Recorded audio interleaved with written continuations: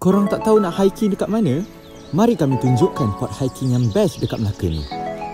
Hai korang. Okey, kita sekarang berada di UiTM Malur Gajah. Kita akan mulakan perjalanan kita ke Bukit Batu Putih, Negeri Sembilan. Okey.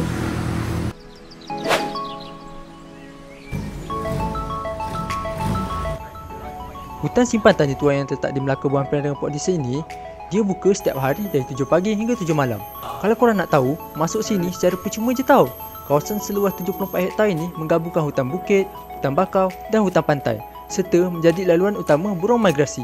Ia juga dikenali sebagai Cape Rachado dan telah diwartakan sebagai hutan sifar kekal sejak tahun 1921 lagi. Korang, kita sekarang berada di Rumah Api Tanjung Tuan.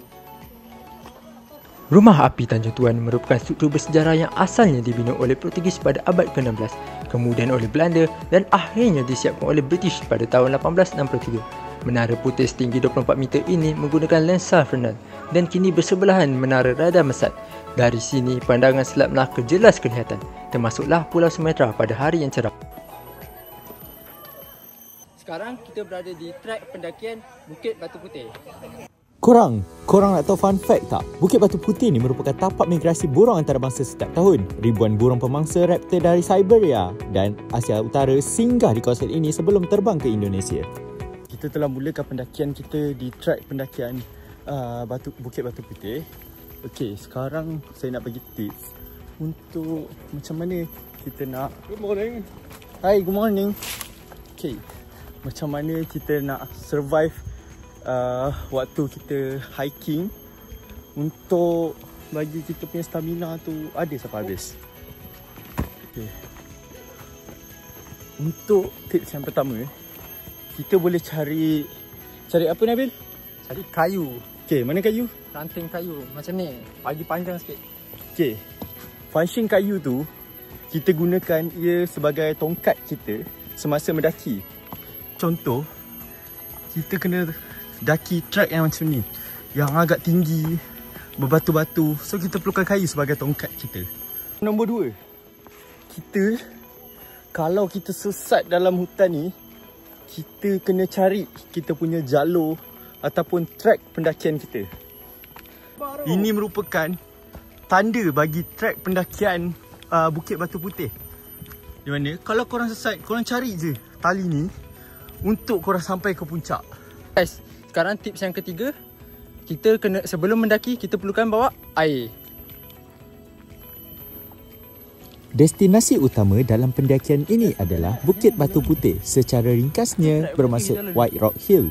Bukit ini terletak di kawasan Tanjung Tuan, iaitu hutan simpan yang secara pentadbirannya berada di Melaka. Walaupun orang ramai ingat ia sebahagian daripada Port Dickson.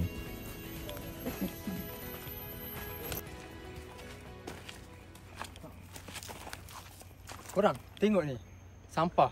Kita kalau dekat hutan ni, kenalah jaga alam sekitar. Janganlah buang sampah merata-rata. Korang, cuba korang tengok hutan-hutan kat sini. Cantik je kan?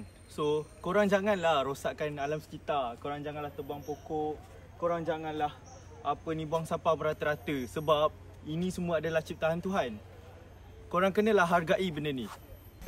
Korang, kita dah sampai di puncak Bukit Batu Putih, salah satu lokasi paling popular di Tanjung Tuan. Bahagian atasnya terdiri daripada bongkar batu kapur putih yang memberikan identitinya.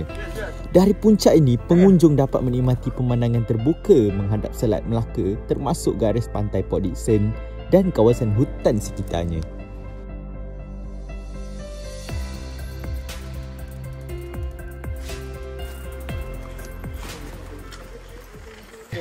Sekarang kita akan meneruskan perjalanan kita ke pantai. Okay, Bel?